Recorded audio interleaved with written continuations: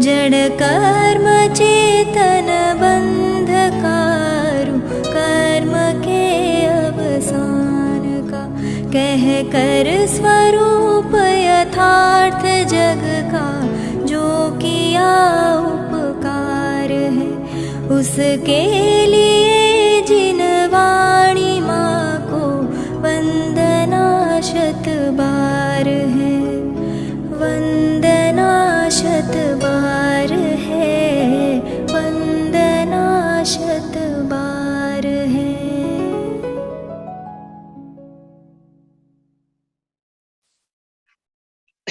इसके अलावा जो 2 श्लोक लिखे वे ये बताते हैं ज्ञान में क्या सावधानी रखना। देखो, मैं ये कहना चाहता हूं, जैसे अपन बहुत गोष्ठियां करते हैं ना, आप लोग एक बार ज्ञान पर गोष्ठी करो। आप किसी विषय पर गोष्ठी मत करो, आप तो इस बात पर विचार विमर्श करो कि ज्ञान का महत्व क्या है, उस पर विषय बनाओ।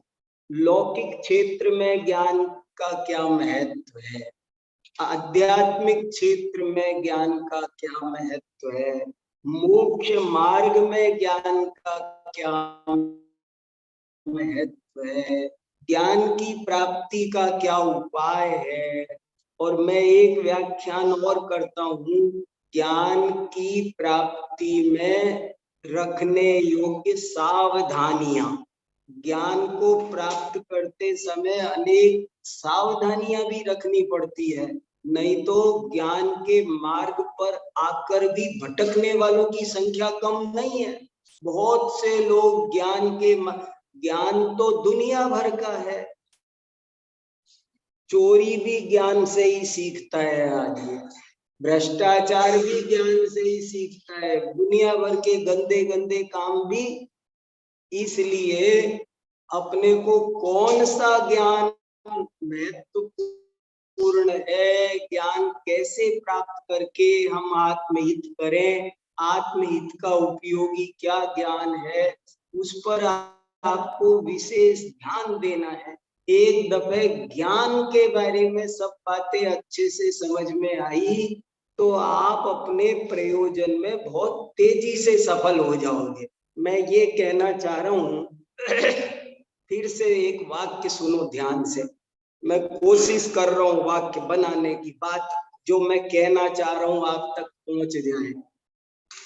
जिस काम में आप लगे हो, जिस काम में आप सफल होना चाहते हो, अगर आपको ज्ञान की महिमा आ गई तो आप बहुत जल्दी और बहुत अच्छी तरह सफल हो जाओगे, और यदि नहीं आई तो नहीं हो पाओगे। ये मैं कहना चाहता हूं। कौन कितना सफल होगा, आप इतने 90 बच्चियों में से कौन कितना सफल होगा, जिसको ज्ञान की जितनी महिमा आ जाएगी। और ये मैं अपने अनुभव से बता रहा हूं कि वैसे तो अपन सब ज्ञान महान है, ज्ञान महान है कहते रहते हैं, पर ज्ञान की वास्तव में महिमा हमको अंतरंग से आती नहीं है। हम जगह जगह मौके बेमौके ज्ञान को गौण करते हैं, हमें हर चीज की महिमा आती है, सबकी बाल ना बिखर जाए इसकी चिंता होती है, प्रेस खराब ना हो जाए पजामे की इसकी चिंता होती है, हमें टूटी चप्पल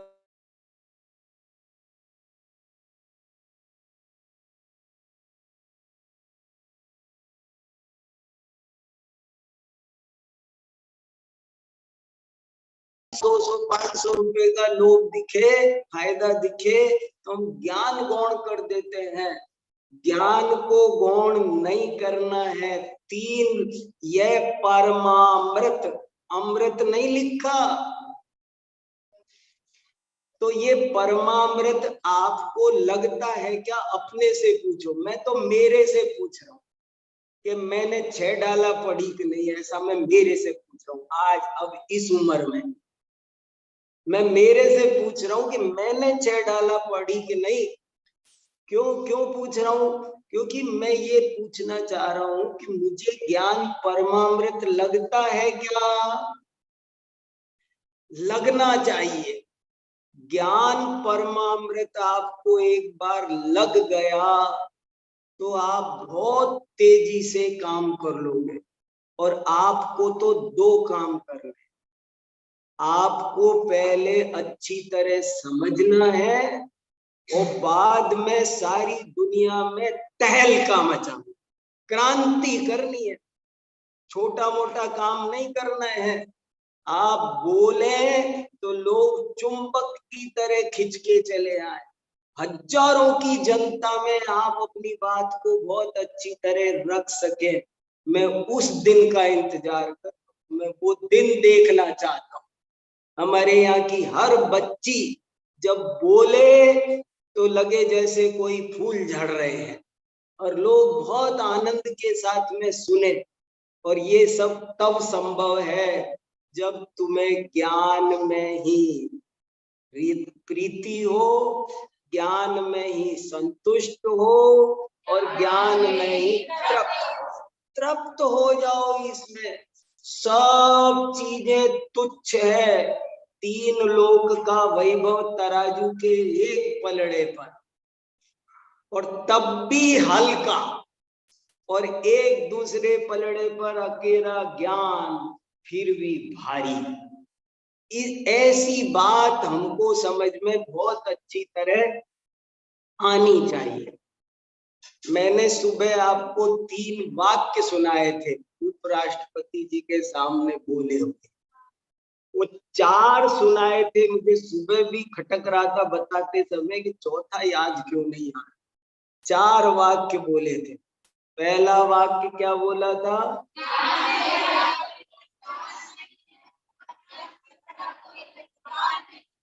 ज्ञान से बड़ा कोई प्रकाश नहीं है और अज्ञान से बड़ा कोई अंधकार नहीं। दूसरा वाक्य क्या बोला था?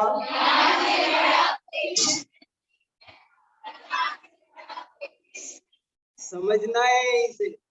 ज्ञान से बड़ा कोई अमृत नहीं है और अज्ञान से बड़ा कोई विष नहीं है। और तीसरा क्या बोला था?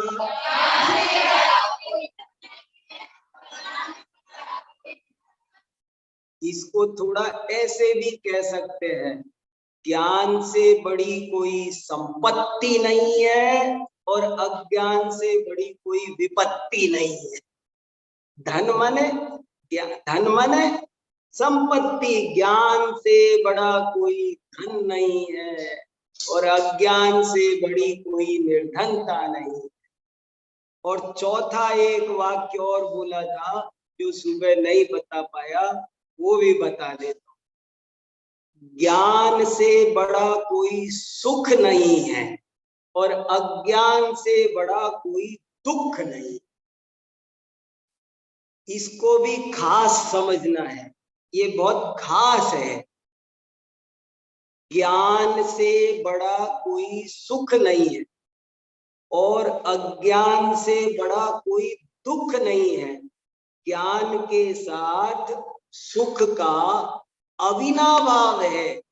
ज्ञान ही सुख है। आप तो न्याय शास्त्र भी पढ़े हैं ना, अविनाभाव। ज्ञान के साथ आनंद का अविनाभाव होता है। अब इस लाइन पर जरा अच्छे से ध्यान देना, समझने लायक है, जरा विस्तार से बात की जा सकती है। क्या पंक्ति है बोली अभी? ज्ञान के साथ आनंद का अविनाभाव है। ज्ञान और आनंद का अविनाभाव। जरा खुलासा तो करो इस व्याप्ति का। जहां जहां ज्ञान है वहां वहां आनंद है। जहां जहां आनंद है वहां वहां ज्ञान। ज्ञान के बिना आनंद नहीं होता और आनंद के बिना ज्ञान। बहुत सुंदर बात है ये। थोड़ा इसको डिटेल में सोचोगे ना तब पता चलेगा। यदि हमें ज्ञान मिल जाए और आनंद ना मिले, समझ लो हमने बहुत पढ़ लिया, ज्ञान प्राप्त कर लिया, लोग ना बहुत से ऐसे घूमते हैं कि खूब ज्ञान प्राप्त कर लिया और आनंद नहीं मिला, तो वो क्या हुआ, समझ लो ज्ञान भी नहीं मिला। यदि आपको आनंद नहीं आया है तो समझ लेना जो ज्ञान मिला है वो ज्ञान भी सच्चा नहीं है। और ऐसे ही तुमको हमें आनंद आ रहा है और ज्ञान नहीं है, समझ लेना आनंद झूठा है। बहुत बढ़िया बात, फिर सुनो, यदि ज्ञान मिल गया और आनंद नहीं मिला तो समझ लेना ज्ञान झूठा है। और कोई कहे हमें तो बड़े मजे आ रहे हैं, तो बहुत एंजॉय कर रहे हैं, और ज्ञान नहीं है, हो नहीं सकता। ज्ञान के बिना आनंद नहीं हो सकता और आनंद के बिना ज्ञान नहीं हो सकता। ज्ञान और आनंद अविनाभावी है, जैसे यत्र यत्र धूमः ऐसे ही समझ लो। वो तो एक तरफा व्याप्ति है, ये तो दुतरफा व्याप्ति। जहाँ ज्ञान और आनंद की व्याप्ति एक तरफा नहीं है, दुतरफा व्याप्ति है। जहाँ ज्ञान होगा वहां आनंद होगा ही होगा, और जहाँ आनंद होगा वहां ज्ञान होगा ही होगा। इसलिए चौथी लाइन ये भी खास है कि ज्ञान से बड़ा कोई सुख नहीं है और अज्ञान से बड़ा कोई। ये बातें अगर हमें समझ में आएंगी तो आप इस क्षेत्र में बहुत तेजी से सफल होगे। मैंने देखा है बीत जाते हैं 5-5 साल, लेकिन हमको जो पाना चाहिए वो हम नहीं पाते हैं, टाइम बीत जाता है। अगर आप चाहते हो कि आपकी गाड़ी 5वें गियर में चले और बहुत तेजी से आप ये जो पढ़ाया जा रहा है इसे पढ़ जाओ, सीख जाओ, तो उसके लिए सबसे पहली जरूरत है कि आपको ज्ञान का महत्व भाषित हो। एक ही कमी रह जाती है, मैंने देखा है, सिर्फ एक कमी रह जाती है, कोई कमी नहीं रहती। इस विद्यालय में क्या कमी है, कहीं कोई कमी नहीं है, न बिल्डिंग में कमी है, न चित्र में, न लाइट में, न किताबों की, न टीचर की। एक ही कमी रहती है और वो है हमें ज्ञान का महत्व भाषित नहीं होता है। बस अगर हमें ज्ञान का महत्व भाषित हो जाए तो फिर सब काम ऑटोमेटिकली होते हैं। इसलिए इस ज्ञान का महत्व आपको समझना। भारतीय संस्कृति में पूरी जैन धर्म तो विशेष रूप से ज्ञान प्रदान है। आप उसको बिल्कुल कॉमन वे में भी देखोगे ना, जनरल वे में भी, तो आपको नीति के दोहों में भी देखोगे ना, तो मैं भी आपको सैकड़ों दोहे ज्ञान के महत्व के बता सकता हूँ। विद्या धनम सर्व धन प्रदान, बड़े अच्छे अच्छे श्लोक है, 20 श्लोक अभी सुना सकता हूं मैं। किम किम न साधयति कल्पलतेव विद्या, समझ में क्या बोला मैंने? किम किम न साधयति कल्पलतेव विद्या, ये जो विद्या है, अब बताओ ये बात आपके जच रही है? सच बताना, अपने मन में यहाँ हुई दादा की भाषा में छाती पे हाथ धर के, है कि नहीं? क्या ये विद्या हमको कल्पलता लग रही है? किम किम न साधयति कल्पलतेव विद्या, ये विद्या कल्पलता लग रही है। कल्पलता माने जो चाहो वो मिलेगा। आचार्य ने तो सर्वार्थ सिद्धि नाम रखा ग्रंथ का। तत्वार्थ सूत्र की टीका का नाम सर्वार्थ सिद्धि रखा। क्यों रखा? इसीलिए रखा कि ये जो ज्ञान है ये सर्वार्थ सिद्धि, सर्व प्रयोजनों की सिद्धि करने वाला है। और मैं दूसरी बात अभी बताना चाह रहा था ये पूरी भारतीय परंपरा में, संस्कृति में हमारा देश विश्व गुरु कहलाता है। हमारे यहाँ किसी और चीज की उतनी कीमत नहीं है, ज्ञान की कीमत है। स्वदेशे पूज्यते राजा, विद्वान सर्वत्र पूज्यते। बताओ, राजा बड़ा के विद्वान? मैं 20 कहानियां बता सकता हूँ। अभी मैं कौन कौन कहानी सुनो, कहानी बताऊंगा तो 10 मिनट तो एक कहानी ले ले, इसलिए कहानियां रोक रहा हूँ। लेकिन बहुत जोरदार बात है। मैंने कौन कौन बड़ा माना जाता था हमारे यहाँ राजा भी मानते थे कि हम छोटे हैं, राजा राजा होते हैं और ज्ञानी महाराजा होते हैं। इसलिए ज्ञान की कीमत ज्यादा है।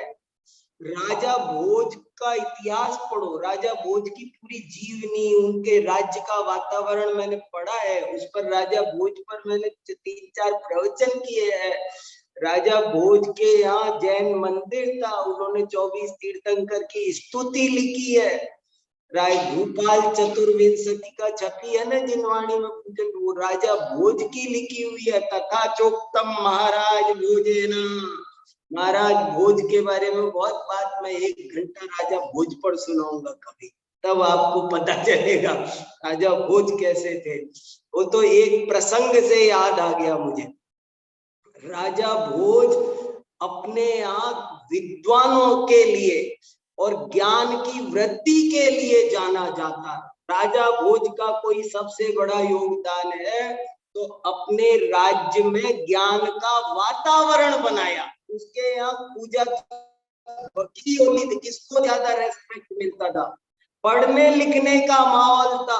उसके जमाने में लकड़हारा भी पढ़ा, सब छोटे छोटे मजदूर पढ़े लिखे होते थे, ज्ञानी होते थे, सब काम करते थे।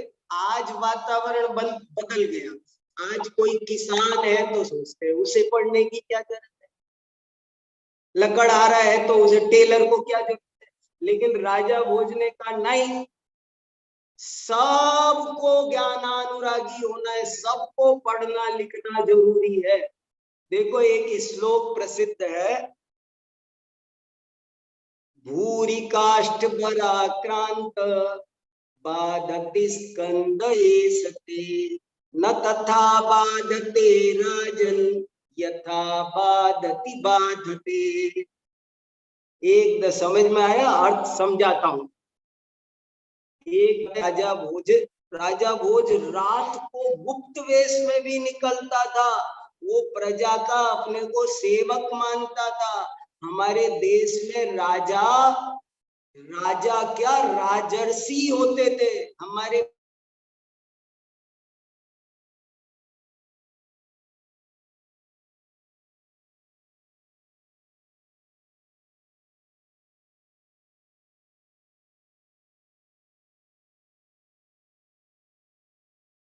संकोच में बता नहीं रहा हो तो छुप छुप के देखते थे क्या चल रहा है, खुद देखते थे। एक दफे राजा भोज घूम रहे थे तो एक लकड़हारा बहुत मोटा गट्ठर अपने सिर पे पीठ पर के लिए आ रहा था। तो राजा भोज उनसे पूछता है, बाद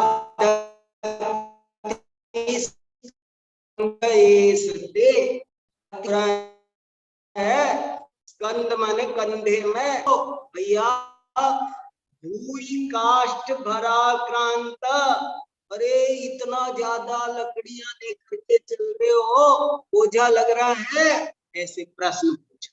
तो उसने क्या उत्तर दिया, न तथा बाधते राजन यथा बाधति बाधते। अरे महाराज आपने ये क्या पूछ लिया, कैसे पूछ लिया महाराज, ये लकड़ के गट्ठर का तो बोझा लग रहा है जो लग रहा है, इससे उतना दर्द नहीं हो रहा जितना दर्द आपके मुंह से बाधती सुन के हो रहा है। महाराज आप तो राजा हो, आपको पता नहीं बाध धातु परस्मैपदी नहीं है, वो आत्मनेपदी है। बाधती रूप नहीं बनता, बाधते बनता है। क्या कमाल कर दिया। समझ में आई घटना, कहानी समझ में आई पूरी? कितनी सुंदर कहानी है, गजब कहानी। क्या घटना है राजा भोज के जमाने। राजा भोज पूछ रहा है, फिर सुनो, बड़ा सुंदर श्लोक है। मैं कई श्लोक सुना सकता हूँ। एक भोज प्रबंध नाम की पुस्तक है, बड़ी सुंदर, संस्कृत में, उसको पढ़ो। मुझे 20 श्लोक उसके याद है। रोज एक श्लोक याद किया करो। मुझे हजारों श्लोक मुझे याद है। एक श्लोक रोज याद करो, एक गाथा याद करो। अरे खुद भी नई नई गाथाएं लिखना सीखो, खुद भी रोज नए नए श्लोक बनाना सीखो। तुम्हारा काम छोटा नहीं है। मैं सामान्य मुमुक्षु को कुछ नहीं कहूंगा, लेकिन तुमको तो सब आना चाहिए। तुम्हें तो मेहनत करना है, तुम्हें बढ़िया पढ़ना है, लिखना है। बहुत योग्य विद्वान के रूप में हमें यहाँ की बच्चियों को देखना है, ये हमारा सपना है। तो क्या श्लोक है सुंदर, देखो। भूरि काष्ठ गराक्रांत बाधति स्कंदये सते, न तथा बाधते राजन यथा बाधति बाधते। अर्थ समझ में आया? भूरि काष्ठ, भूरि माने बहुत ज्यादा, वो काष्ठ लकड़, इतने ज्यादा लकड़ी लेकर के आने वाले एक लकड़हारे से राजा भोज पूछता है। क्या पूछा? प्रश्न क्या था? बाधति स्कंदये। संस्कृत में बात करते थे, ऐसे नहीं है हिंदी हिंदी। उसने भाई तभी तो परस्मैपदी आत्मनेपदी आया, ऐसे थोड़ी अनुवाद कर रहे हैं। राजा भोज ने लकड़हारे से किस भाषा में पूछा? संस्कृत बोली जाती थी उज्जैन में। बाधति, और कौन बोल? विद्वानों से नहीं, लकड़हारे से। बाधति स्कंदये सते। और लकड़हारा भी कैसा निकला? उसे तो यूनिवर्सिटी में प्रोफेसर बनाना चाहिए। कितनों को पता होगा, लेकिन उसने, लकड़हारे ने जवाब दिया, ए महाराज, ये लकड़ का गट्ठर इतना दुख नहीं, इससे बोझा तो लग रहा था, ये तो दर्द हो रहा था थोड़ा बहुत, लेकिन वो तो थोड़ा बहुत था। और आपके मुंह से आपने क्या पूछा? बाधति। अरे बाधति तो अशुद्ध प्रयोग है, बाधति तो परस्मई पद है। बाध धातु परस्मई पदी नहीं है, आत्मनेपदी है। इसके रूप बाधति नहीं चलता, इसके रूप बाधते बाधेते बाधनते चलता है। बताओ क्या, ये हमारी संस्कृति थी ज्ञान की। सब आप आजीविका की दृष्टि से कुछ भी करते हो, कोई आजीविका छोटी नहीं होती, लेकिन हर क्षेत्र में विद्वत्ता की जरूरत होती है। सुबह अपन ने पाठ तैयार किया ना प्रैक्टिकल करके, मकान किससे बनता है? रोटी किससे बनती? हलवा किससे बनता है? चाय किससे बनती है? सब चीजें ज्ञान।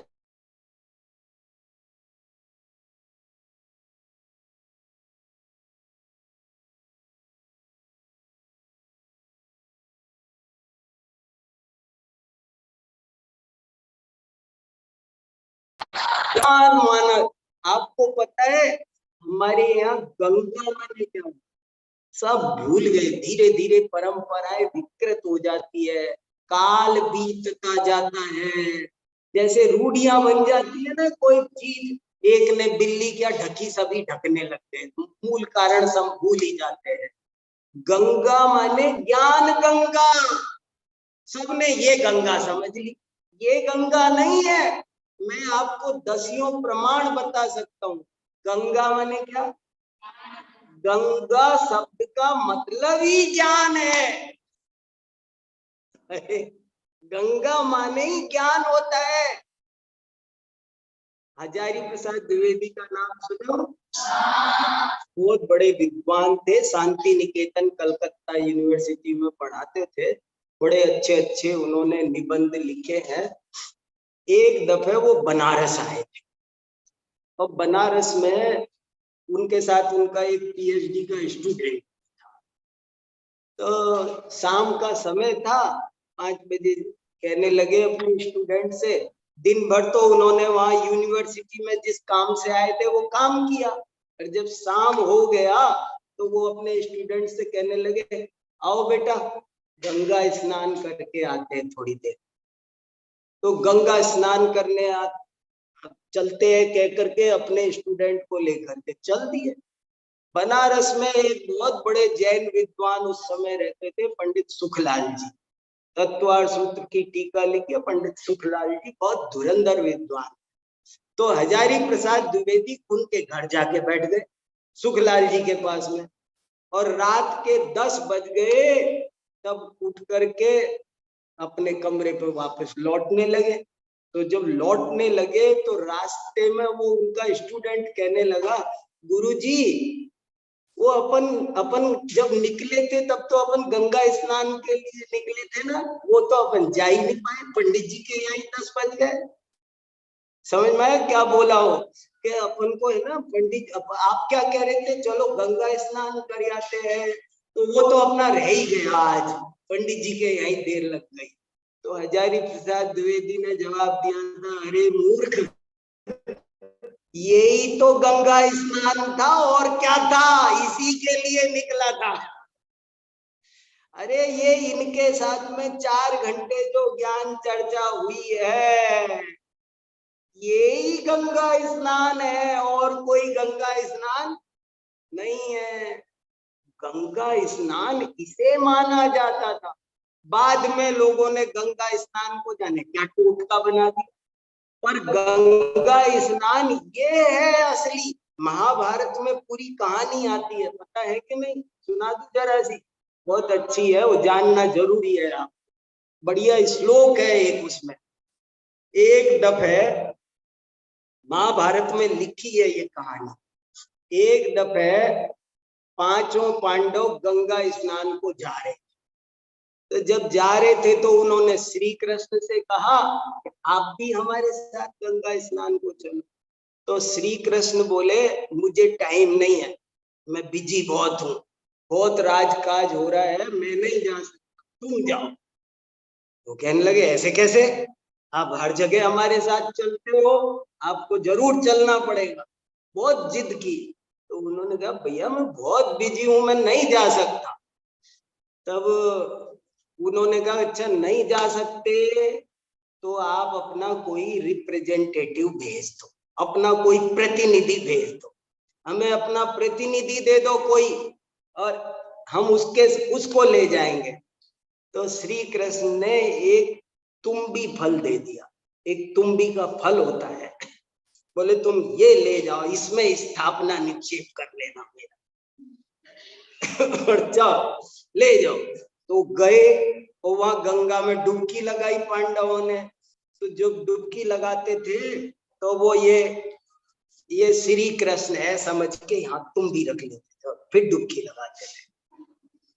तो बहुत सारे लोग गंगा स्नान कर रहे थे, वो देखे तो बोले, पूछते थे उनसे, ये क्या कर रहे हो भीम, ये क्या कर रहे हो, अर्जुन ये क्या कर रहे हो, नकुल ये क्या कर रहे हो? तो कहते थे ये श्री कृष्ण है, श्री कृष्ण जी ने दी है, ये उनका रिप्रेजेंटेटिव है, तो हम इसके साथ, हम श्री कृष्ण के साथ गंगा स्नान कर रहे। तो हर आदमी कहने लगा, जरा 1 मिनट मुझे देना ना, मैं भी कर लूं, 1 मिनट मुझे देना। लाखों लोगों ने वो तुम्बी को लिया और डुबकी लगाई। मुझे भी जरा श्री कृष्ण जी, मुझे भी देना, मुझे भी देना। लाखों लोगों ने वो तुम्बी लेकर के डुबकी लगाई। जब गंगा स्नान से लौट के आए तो श्री कृष्ण ने पूछा क्या समाचार, कैसा रही यात्रा? कहने लगे बढ़िया रही, और आपकी तुम्बी का तो कहना ही क्या, हमने तो एक एक दो दो बार डुबकी लगाई, आपकी तुम्बी ने तो लाखों बार डुबकी लगाई। बहुत हर आदमी कहता था हमें दे दो हमें दे दो, हमने बहुत डुबकी लगाई। तो श्री कृष्ण बोले तब तो ये बहुत पवित्र हो गई होगी, रुको प्रसाद दिया जाता है, थाली मंगाओ मंगाओ, टुकड़े किए जाए, और टुकड़े छोटे छोटे टुकड़े करके सबको प्रसाद दिया। तुम भी स्वभाव से कड़वी होती, तो जैसे ही टुकड़े दिए लोगों ने मजबूरी में उनको मुंह में रखा, थू थू थू थू थूका। अरे बोले क्यों थूकते हो, लाखों बार गंगा स्नान करके आई है। बोले नहीं ये तो कड़वी है। तब वहां लिखा कि सुनो, आत्मा नदी संयम तोय पूर्ण सत्यावहाशील तटादयोर्मि अत्रावगाहं कुरु पांडुपुत्र न वारिणा शुद्ध्यति चांतरात्मा। अरे पांडव, कर चर्म धोने से कर्म नहीं धुलते हैं। अरे पांडवों, चर्म धोने से कर्म नहीं धुलते हैं। तुम किस गंगा नदी में स्नान करने चले गए? आत्मा नदी संयम तोय पूर्णा सत्यावहाशील तटादयोर्मि तत्रावगाहं कुरु पांडुपुत्र न वारिणा शुद्ध्यति चांतरात्मा। ये बाहर के पानी से अंतरात्मा शुद्ध होती नहीं है। आत्मा नदी में ज्ञान गंगा जल भरा हुआ है, उसमें डुबकी लगाओ तब आत्मा शुद्ध होगी। महाभारत का स्वरूप है ये। तो गंगा सांची तो गंगा है, ये बात ओरिजिनल है। बाद में विकृति हो गई, कुछ का कुछ कर दिया, पर गंगा, ये गंगा स्नान का सही अभिप्राय ज्ञान गंगा में स्नान, ज्ञान से आदमी सुखी होता है। सुख का ज्ञान के साथ में अविनाभाव संबंध। ये चौथी पंक्ति भी बहुत इंपॉर्टेंट है। ज्ञान से बड़ा कोई सुख नहीं है और अज्ञान से बड़ा कोई दुख नहीं है। ज्ञान और आनंद का अविनाभाव संबंध, ज्ञान से ही सुख है। मैंने जैन न्याय प्रदीप में एक लेख लिखा है 4 पेज का, पढ़ना। अज्ञान ही दुख का मूल कारण है। 4 पेज का लेख है, अज्ञान ही दुख का मूल कारण है। बहुत इंपॉर्टेंट लेख। मूल, मूल समझ गए, मूल कारण लिया है। और कुछ जो कुछ हो तो हो, लेकिन मूल कारण जाकर देखोगे तो पता चलेगा अज्ञान ही दुख का मूल कारण है। ज्ञान, ज्ञान, देखो मैं ये कहना चाह रहा हूं, फिर से सुनो। ज्ञान से सुख होता है ये दूसरी बात है। अभी मैं कुछ और कहना चाह रहा हूं। मैं कहना चाह रहा हूं ज्ञान ही सुख है। समझ में आया? 2 बातों में फर्क है। एक में ज्ञान को कारण बनाया जाता है और आनंद को कार्य बनाया जाता है। लेकिन अभी तो और गजब की बात है, ज्ञान स्वयं आनंद रूप है, अज्ञान स्वयं महा दुख रूप है। अज्ञान से ही सारा दुख है और ज्ञान से ही सारा सुख है। एक बहुत अच्छी कहानी और है, बताना जरूरी लगा।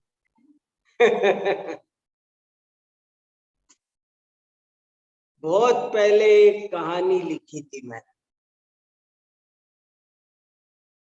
ज्ञान कैसे सुख का कारण है, अज्ञान कैसे दुख का कारण है। कहानी है सदानंद नगर। किसी ने सुन भी ली होगी, पर बहुत अच्छी कहानी है, जरा गंभीरता से सुनना और समझना। बड़े काम की कहानी है और आपको समझ लो पूरे द्वादशांग का रहस्य मिल जाएगा। मैंने सुना है कि एक सदानंद नगर नाम का कोई एक ऐसा नगर है कि जो जैसा नाम है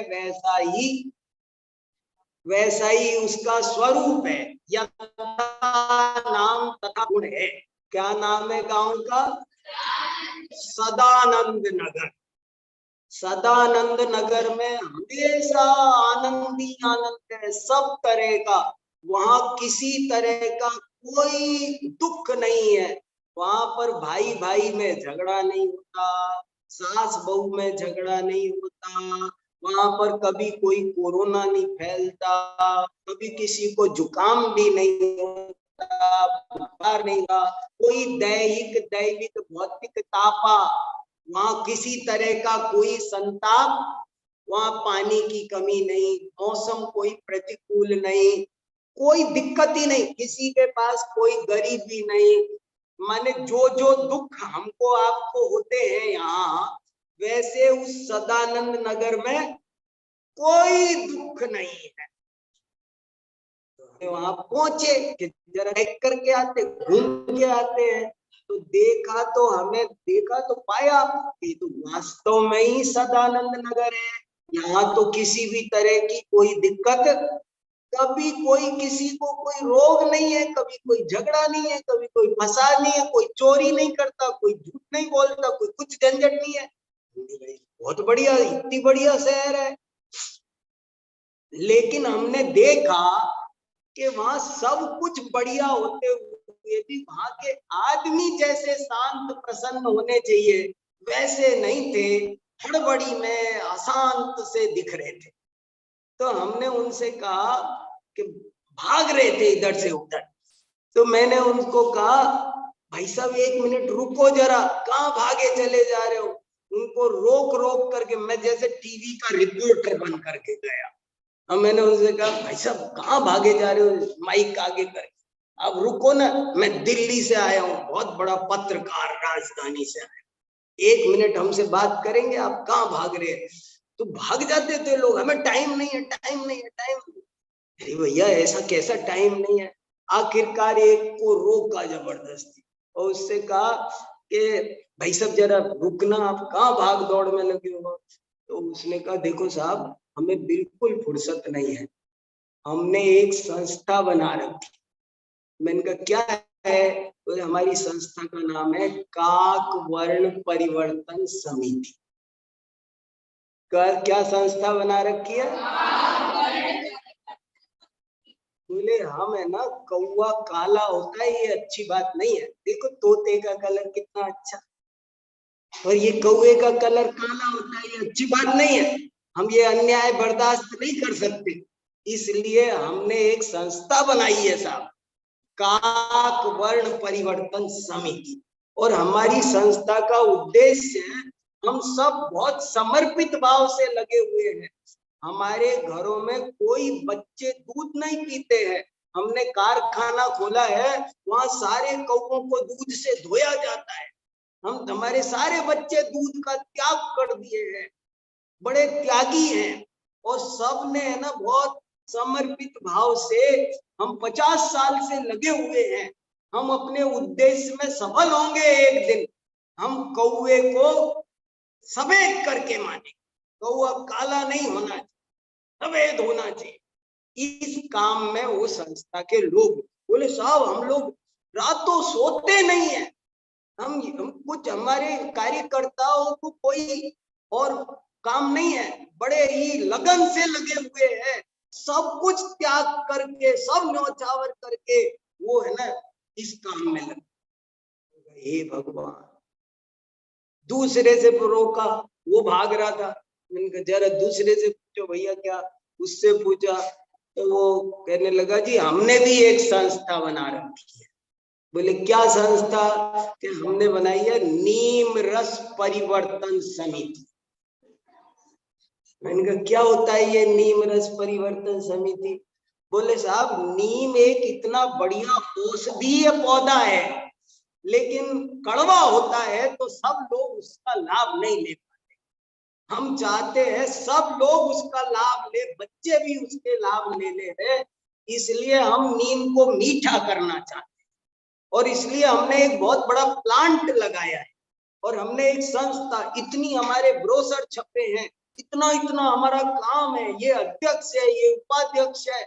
और हमारे गांव में जितनी भी चीनी बनती है ना, लोगों ने चीनी खाने का त्याग कर रखा है साहब। क्यों? सारी की सारी चीनी हम है ना नीम का बाग लगाया है, उसमें बचपन से पौधे को पानी की बजाय चाशनी से सींचते हैं। हालांकि हमें अब तक सफलता नहीं मिली है, लेकिन एक दिन जरूर मिलेगी। हम नीम का रस बदल के दिखाएंगे। ये साहब युद्ध स्तर पर लगे हैं, कहीं कोई दिक्कत नहीं, मगर एक दिक्कत माथे पर ले रखी है। नहीं गई भैया ये फाल सदानंद नगर में दुखी। फिर सोचा और लो एक आदमी से और बात कर लेते हैं, तो और एक आदमी से बात की। मैंने कहा भैया तुम क्या करते हो? वो साहब हमने भी एक संस्था बना। क्या? सूर्य दिशा परिवर्तन समिति। सूर्य दिशा पर क्या क्या उद्देश्य है तुम्हारी संस्था का, क्यों बनाई है?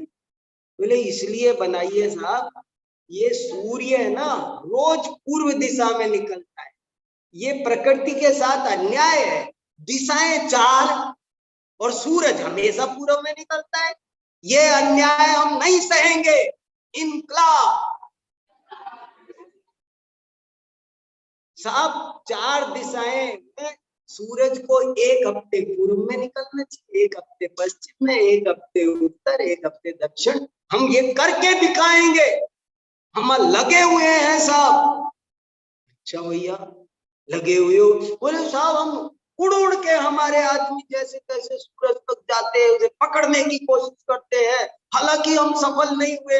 हमारे बहुत सारे कार्यकर्ता शहीद हो गए हैं, मर गए हैं इस अभियान में, लेकिन हम हिम्मत नहीं हारेंगे।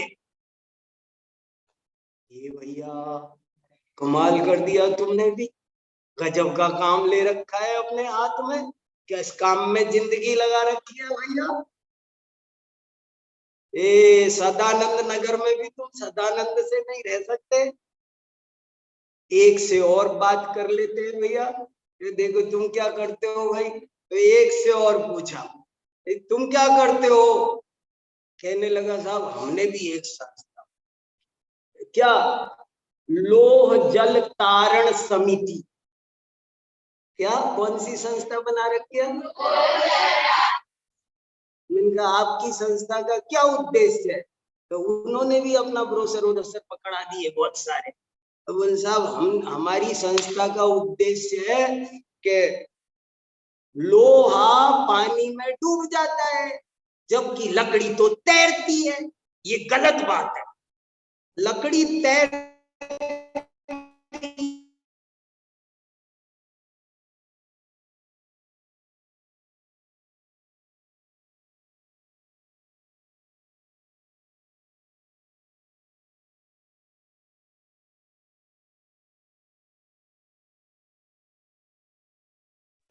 वो लोह जल धारण समिति क्या कर रही है? लोहे को हम तिराना चाहते हैं पानी में, तो हमारे कार्यकर्ता है ना ऐसे लोहे को हाथ में लेके समुद्र में कूद जाते हैं, मर जाते हैं। बहुत कार्यकर्ता मर गए, लेकिन हिम्मत नहीं हारते, हम झंडा गिरने नहीं देंगे, सैकड़ों मर जाए बोले, लेकिन हम ये काम करके रहे। मर जाओ सबके साथ। अरे वस्तु के स्वरूप को शांति से स्वीकार कर लो। ये काम इतना करने की जरूरत, सदानंद नगर में क्या दुख था मुझे बताओ? ये किसकी कहानी है? ये हमारी आपकी कहानी है। ये विश्व सदानंद नगर है, मगर हमने जबरदस्ती बोझा ढो ढो करके कर्तापन की भावना से सब माहौल खराब कर रहा है। हम दुखी हैं, अशांत हैं।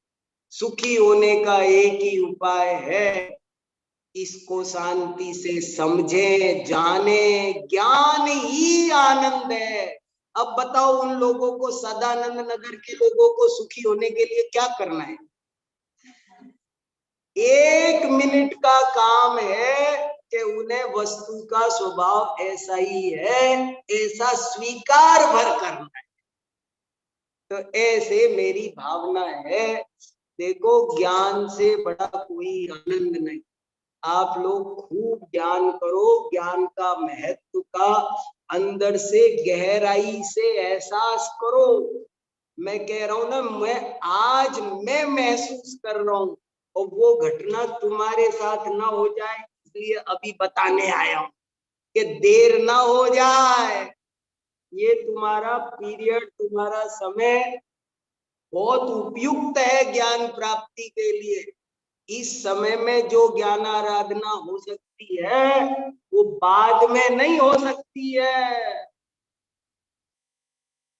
इसलिए ज्ञान का महत्व समझो, एहसास करो और उस मार्ग पर चलो, लगो, उसमें गहराई से रत हो, संतुष्ट हो और तृप्त हो। ये मेरा कहने का भाव है। और अब आप लोगों को किसी को कुछ कहना हो तो कहो, मैं ही बोलते जाता हूँ। सुबह भी कहा था कि आपको सुनूंगा, लेकिन मैं ही बोलता चला।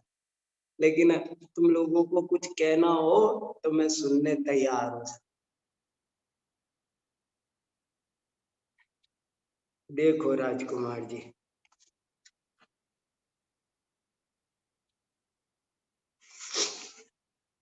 खूब अच्छे से पढ़ो लिखो, क्या क्या बताए हम तो बोलते थे, तुम्हें तो रुकना पड़ता है।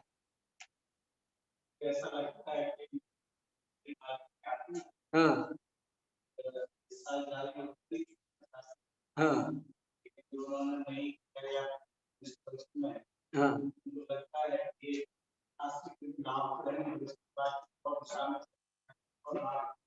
हाँ, बहुत अच्छा, बहुत अच्छा, समझ में आया। देखो, मैंने इसीलिए एक बात कही है कि एक आधा गोष्ठी इस विषय पे करो। जैसे अपन गोष्ठियां करते हैं ना, कि स्वपर प्रकाशक पर गोष्ठी हो रही है, किसी विषय पर होती है, वो तो विषय पर होती है। अभी विषय पे नहीं करना, अभी तो इस पे करना कि ज्ञान का क्या महत्व है। हमें ये समझ में आ जाए ना कि ज्ञान उपयोगी है। अभी तो ये समझ में नहीं आ रहा ना कि इसे करके क्या फायदा होगा।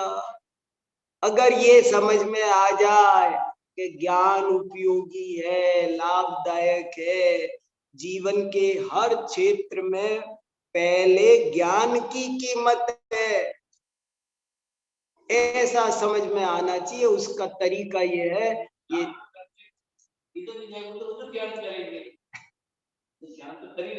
ज्ञान ही उपाय है और कोई उपाय नहीं है। लेकिन यही है कि इसको थोड़ा सा तसल्ली से समझने के लिए विचार विमर्श तो करना, और जब विचार विमर्श करेंगे तभी ये बात अच्छे से समझ में आ सकती, और कोई उपाय नहीं। इसका गहराई से एहसास हो जाए तो काम अच्छे से हो सकता है।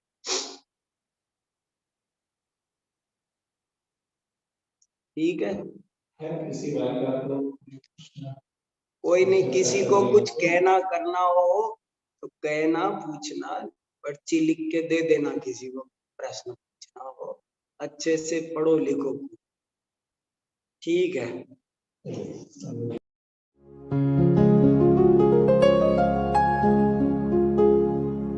निज निधि निज में बताए, यह अनंत उपकार है उसके लिए जिन वाणी माँ को वंदना शत बार है, वंदना शत बार है, वंदना शत बार है।